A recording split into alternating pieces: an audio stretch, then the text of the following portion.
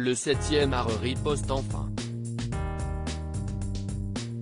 Ce mardi 10 novembre, l'Académie des Césars a pris une décision inédite sous la nouvelle direction de Véronique Cayla, recrutée pour prendre la relève d'Alain Terzian, en votant la suppression du statut de membre de droit de l'association régissant l'institution, détenue jusqu'alors par 18 personnalités, à en croire le magazine L'Op.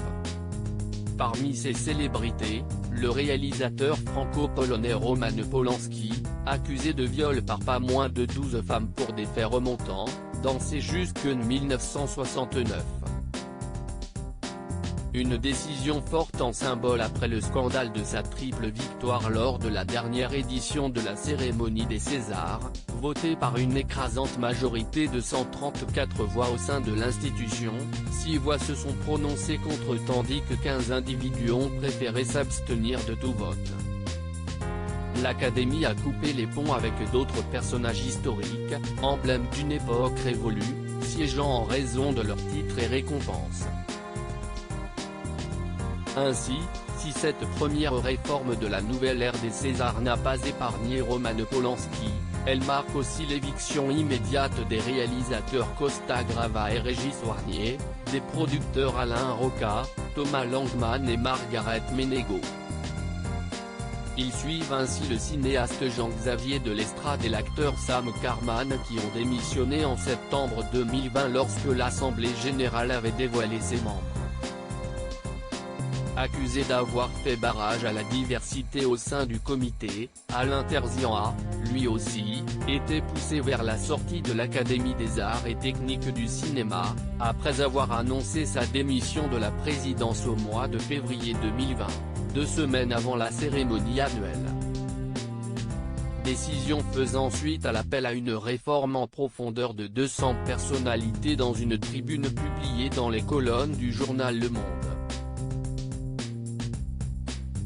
9 mois plus tard, Véronique Cayla et Éric Toledano se sont chargés de répondre à leurs requêtes.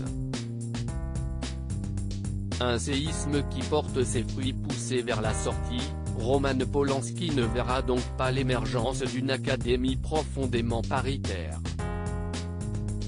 Car, en adoptant la proposition de modification de ses statuts, cette dernière a opté pour une assemblée générale composée de 164 membres, élus démocratiquement et paritairement, comme l'explique un communiqué dévoilé ce mardi 10 novembre.